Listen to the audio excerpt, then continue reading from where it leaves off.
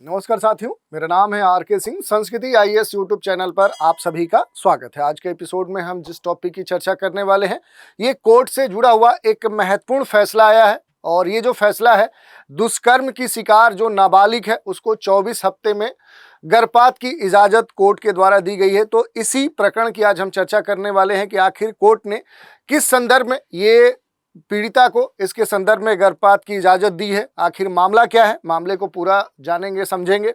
इसके अलावा ये भी हम देखेंगे कि आखिर किन परिस्थितियों में अब तक अपने देश में जो हाई कोर्ट्स हैं, सुप्रीम कोर्ट्स हैं, उन्होंने कुछ बड़े महत्वपूर्ण फैसले दिए हैं।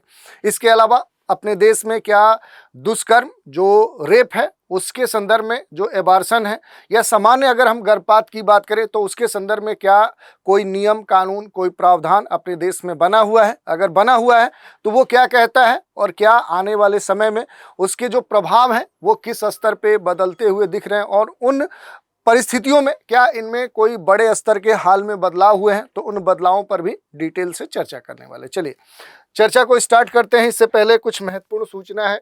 संस्कृति आईएएस के द्वारा मिड ईयर जो मेगा सेल है, इस सेल के तहत आईएएस जीएस फाउंडेशन पर 60% का डिस्काउंट आपको प्रदान किया जा रहा है। और ये जो डिस्काउंट ऑफर है, इसकी जो वैलिडिटी है ये 12 से 17 जून 2025 है। और ये जो छूट है ये इन विभिन्न कोर्स पर आपको प्रदान किया जा रहा है, जिसमें जीएस ओनली एक कोर्स है, जीएससी सेट का एक कोर्स है, ऑनलाइन जो कोर्सेज हैं, और जो ऑप्शनल सब्जेक्ट हैं उन पर भी ये डिस्काउंट आपको दिया जा रहा है। यही नहीं, इन कोर्स पर आपको ईएमआई की जो सुविधा है, यानी किस्त की जो सुविधा है, वो भी प्रदान की जा रही है। इसके अलावा अगर देखेंगे तो पीसीएस जो फाउंडेशन कोर्स हैं, इनमें जो पीटी मेंस के तहत लाइव ऑनलाइन जो कोर्स हैं, इन पर भी अप टू 70 to 75% का जो डिस्काउंट है वो प्रदान किया जा रहा है। और इसके लिए जो वैलिडिटी है वो 12 से 17 जून है।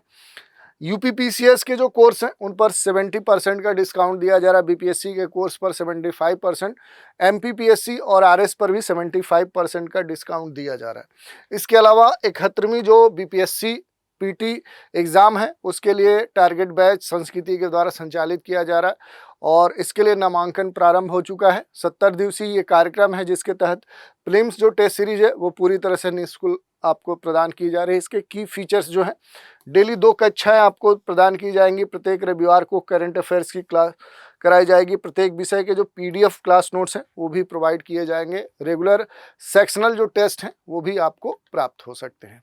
और अधिक जानकारी चाहते हैं तो नीचे दिए गए जो नंबर है 9555-124-124 पर कॉल करके आप जो भी आपकी क्वेरी है उसका शंका समाधान कर सकते हैं। दूसरा तरीका है, संस्कृति आईएएस की जो वेबसाइट है वहाँ पर विजिट करके जो भी जानकारी है वो आप प्राप्त कर सकते हैं। अगर बात करें कि ये मामला आखिर चर्चा में क्यों है, तो जैसा कि पहले हमने बताया कि ये मामला खास तौर पे इस समय चर्चा में बना हुआ है। क्यों बना हुआ है, तो 14 साल की जो रेप पीड़िता है उसको एबार्शन की जो इजाज़त है वो कोर्ट ने दे दी है। 24 सप्ताह की जो प्रेग्नेंट है ये जो महिला है, ये कहीं ना कहीं इंस्टाग्राम पर दोस्ती होने के बाद युवक ने इसका दुष्कर्म किया था, जिसके बाद ये प्रेग्नेंट हो गई थी। और उसके बाद ये जो मामला है ये कोर्ट में पहुंचा था। तो अगर मामले को हम थोड़ा सा संक्षिप्त में देखें तो बॉम्बे हाई कोर्ट का ये मामला है। वहाँ पर मंगलवार को 14 वर्ष की रेप पीड़ित को एबार्शन की इजाज़त दी गई है। पीड़ित 24 सप्ताह की प्रेग्नेंट है, और कोर्ट ने कहा कि अगर नाबालिग लड़की चाहती है तो वो क्या करा सकती है, वो गर्भपात या एबार्शन करा सकती है। ये जो पूरा मामला है ये महाराष्ट्र राज्य का है। महाराष्ट्र राज्य के अगर हम देखें तो यहाँ पर जो रायगढ़ डिस्ट्रिक्ट है वहीं से ये जो मामला है वो जुड़ता है। यहाँ पर अगर देखें तो एक युवक इंस्टाग्राम पर नाबालिग लड़की से दोस्ती करता है, फिर उस लड़की का यौन शोषण करता है। पीड़िता की जो माँ है तब उसे इस लड़की पे शक हुआ। जब 6 महीने से इसे पीरियड्स नहीं आए तो फिर अस्पताल में इस बच्ची की जांच कराने के बाद ये पता चला, इसकी पुष्टि हुई कि ये जो बालिका है ये क्या है, प्रेग्नेंट है। आरोपी जो युवक है उसके खिलाफ पॉक्सो जो एक्ट है, अपने देश में देखें तो चाइल्ड प्रोटेक्शन जो एक्ट है 2012, उसके तहत उस दोषी युवक के ऊपर जो एफआईआर है वो दर्ज कर ली गई है। और इसके संदर्भ में देखें तो मेडिकल जांच की भी स्थिति देखने को मिली। पूरे घटनाक्रम के संदर्भ में अगर हम देखें तो मेडिकल जांच के बाद कोर्ट ने ये इजाज़त दी है, क्योंकि 6 जून को हाई कोर्ट ने रायगढ़ के अलीबाग सिविल अस्पताल में इसके संदर्भ में एक बोर्ड गठित किया था और निर्देश दिया था कि इसकी जांच की जाए। जांच के बाद ये बताया गया कि जो पीड़ित है वो एनीमिया यानी खून की कमी की स्थिति उसमें देखने को मिली है।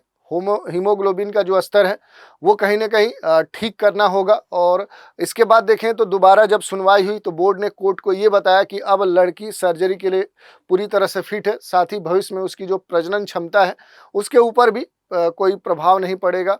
और 20 सप्ताह की जो प्रेगनेंसी है उसको खत्म करने के लिए कोर्ट से क्या करनी पड़ती है, खास अनुमति लेनी पड़ती है। और इसी के संदर्भ में कोर्ट से कहीं ना कहीं ये मामला गया था, जिसके संदर्भ में कोर्ट ने ये फैसला दिया और इसे एबॉर्शन की इजाज़त दे दी।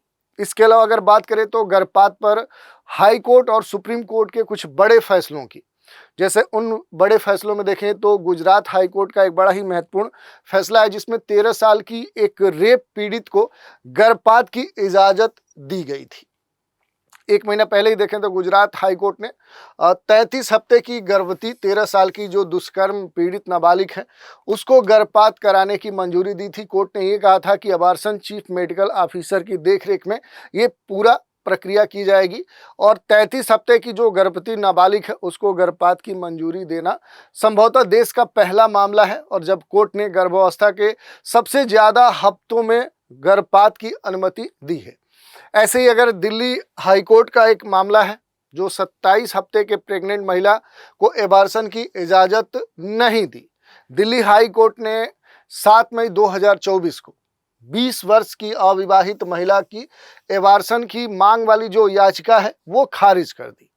महिला ने 27 हफ्ते की जो प्रेगनेंसी है उसमें एबॉर्शन की इजाज़त मांगी थी। कोर्ट ने कहा कि मेडिकल रिपोर्ट में भ्रूण बिल्कुल स्वस्थ पाया गया है और प्रेगनेंसी जारी रखने में मां और बच्चे को कोई खतरा नहीं है। ऐसे में एबॉर्शन कराना न तो नैतिकता है और न तो नैतिकता के आधार पर ठीक होगा और न ही कानूनी रूप से ये एक्सेप्टेबल है, स्वीकार्य है। तो इस तरह की बात देखने को मिली।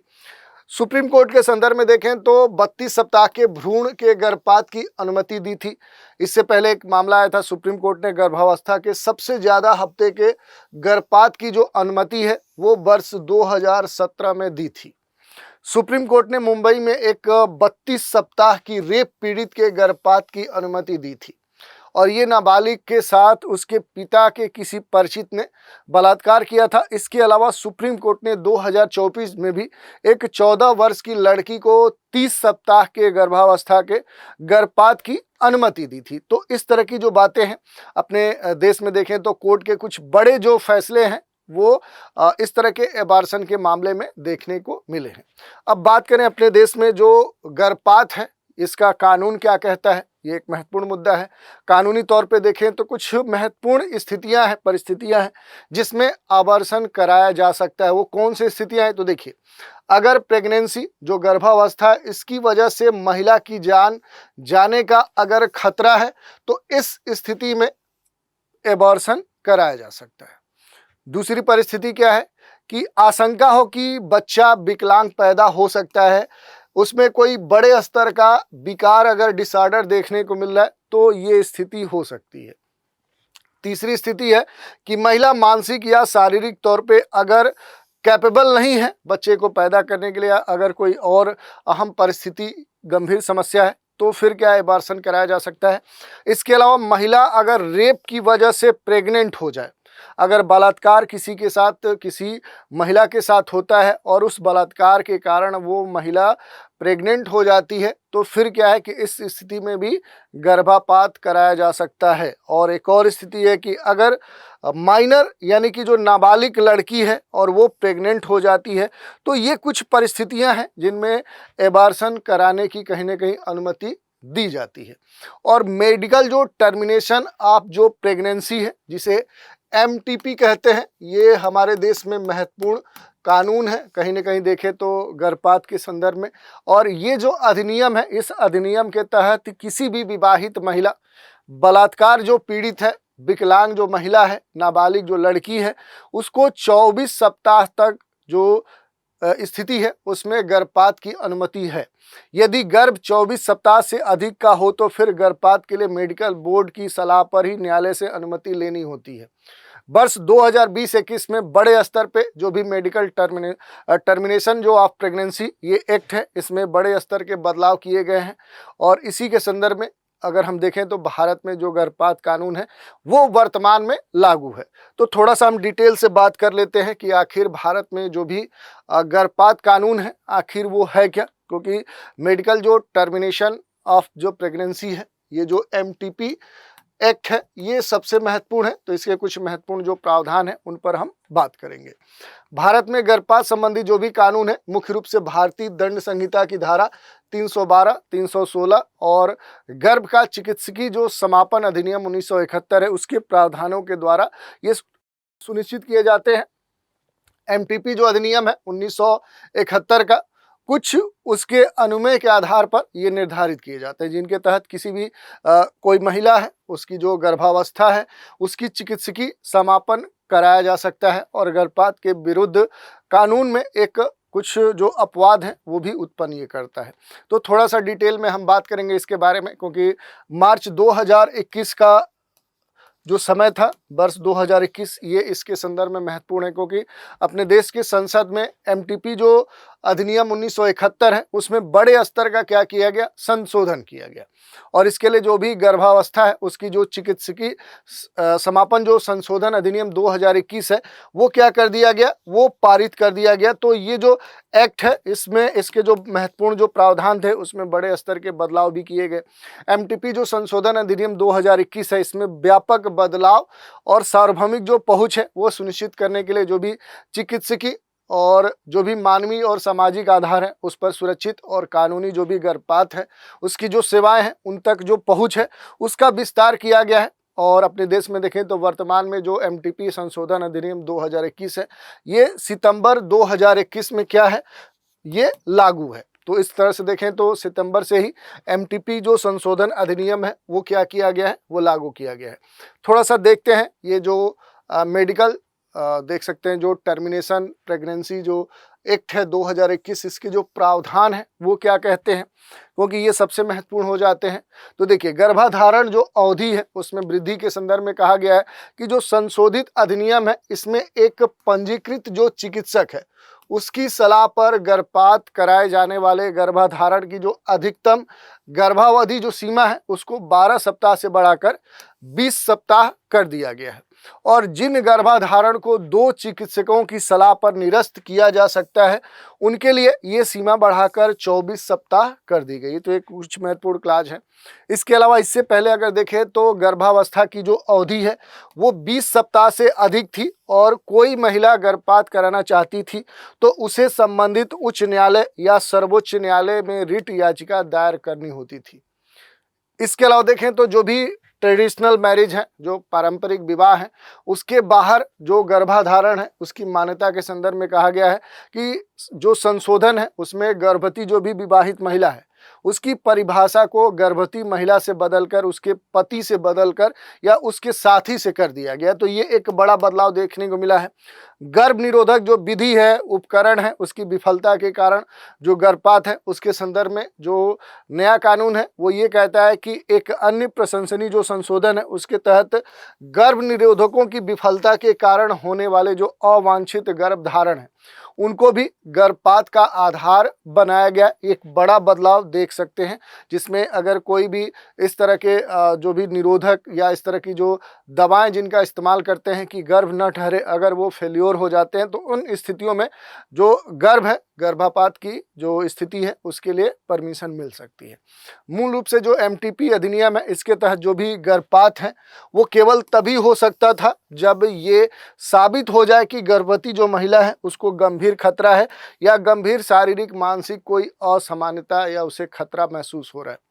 मेडिकल बोर्ड के स्थापना के संदर्भ में इस नए बदलाव में कहा गया है कि सभी राज्य और केंद्र शासित जो प्रदेश है उनकी जो सरकारें हैं एक मेडिकल बोर्ड का गठन करेगी। बोर्ड ये निर्णय लेगा कि भ्रूण में गंभीर कोई असामान्यता तो नहीं है और उसके कारण 24 सप्ताह के बाद गर्भावस्था को समाप्त किया जा सकता है या फिर नहीं। इससे पहले महिलाओं और दायर रिटों पर विचार करने के बाद उच्च न्यायालय और सर्वोच्च न्यायालय के द्वारा मेडिकल बोर्ड बनाए जाते थे और ये किसी भी तरह से वैधानिक रूप से अनिवार्य नहीं होते थे। प्राइवेसी के संदर्भ में एक पंजीकृत चिकित्सक गर्भपात कराई गई महिला का विवरण केवल कानून के द्वारा जो भी अधिकृत व्यक्ति है उसी को बता सकता है। इसके अलावा अगर हम देखें तो गर्भपात के संबंध में जो सर्वोच्च न्यायालय है उसके महत्वपूर्ण जो निर्णय हैं, जैसे देखें तो एक महत्वपूर्ण मुद्दा है 2022 का, और 2022 के इस फैसले में सर्वोच्च न्यायालय ने ये कहा था कि 20 से 24 सप्ताह के बीच में गर्भावस्था को समाप्त करने का अधिकार उन सभी महिलाओं को है जो अपनी भौतिक परिस्थितियों में किसी भी बदलाव से गुजर रही हों। तो ये एक बड़ा कह सकते हैं निर्णय था न्यायालय का।